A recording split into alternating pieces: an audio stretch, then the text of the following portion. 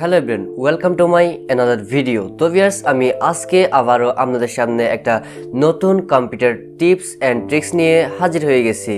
তো ভিউয়ার্স, ট্রিক্সটা হচ্ছে মূলত আমরা যখন আমাদের কম্পিউটারের মধ্যে উইন্ডোজ সেটআপ দিয়ে থাকি বা আমরা কোনো একটা উইন্ডোজ ইনস্টল করে থাকি আমাদের কম্পিউটারের মধ্যে, তখন কিন্তু আমাদের ঠিক এই ইন্টারফেসটা শো করে। অর্থাৎ এখানের মধ্যে কিন্তু আমাদের যে ডেস্কটপ আইকনগুলো আছে ওগুলো কিন্তু এখানের মধ্যে শো করে না, অথবা আমরা জানি না যে এই ডেস্কটপ আইকনগুলো আমাদের উইন্ডোজ সেটআপ দেওয়ার পর অথবা উইন্ডোজ ইনস্টল করার পর কোথায় থেকে আমাদের এই ডেস্কটপ আইকনগুলো এখানে আনতে হয়।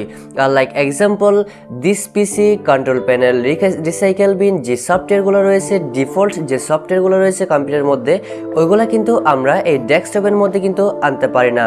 হ্যালো বিশ, আসসালামু আলাইকুম, this is Mohammad Nahid from tactics all Bangla. তো ভিউয়ার্স, আমি আজকের ভিডিওতে আপনাদের সাথে এক্সপ্লেন করতে চলছি এই ডেস্কটপ আইকনগুলা like this PC, control panel, recycle bin যে সফটওয়্যারগুলো রয়েছে ওগুলো কিভাবে আপনি আপনার কম্পিউটারের মধ্যে বা ডেস্কটপের মধ্যে নিয়ে আসতে পারবেন, এই প্রসেসটা দেখানোর জন্য চেষ্টা করব। তো ভিউয়ার্স, চলুন ভিডিওটা শুরু করা যাক। Welcome back. ওকে, তো ভিউয়ার্স, এখন আমরা চলে আসলাম আমাদের কম্পিউটার স্ক্রিনে। তো এখন আমাদের যে ফার্স্ট অফ অল যে কাজটি করতে হবে, সরাসরি আমাদের স্টার্ট মেনু দেখতে পাচ্ছেন উপরের দিকে, বা এটা হয়তো আপনাদের নিচের দিকেও থাকতে পারে, ওই স্টার্ট মেনুর উপর আমরা ক্লিক করব। দেন আমাদের এরকম একটা ইন্টারফেস চলে আসলে আমরা জাস্ট এখান থেকে সেটিংস এর উপর ক্লিক করে সরাসরি সেটিংস এর মধ্যে চলে আসবো। তো এখান থেকে আপনারা দেখতে পাচ্ছেন লাস্টের দিকে একটা পার্সোনালাইজেশন বলে একটা অপশন দেখতে পাচ্ছেন, ওইটার উপর যখন আমরা ক্লিক করব তাহলে আপনারা দেখতে পারবেন এখানে আমাদের সামনে কিছু মেনু শো করতেছে। তো এখান থেকে আমরা থিমস বলে একটা অপশন পেয়ে যাবেন, ওইটার উপর চাপ দিব। দেন আপনাদের সামনে আবারও এরকম একটা ইন্টারফেস চলে আসলে আমরা এখানের মধ্যে ডেস্কটপ আইকন সেটিংস বলে যে একটা অপশন আছে বা সেটিংস আছে, ওইটার উপর যখন আমরা চাপ দিব তাহলে আমাদের সামনে এইরকম একটা অপশন বা ইন্টারফেস শো করবে।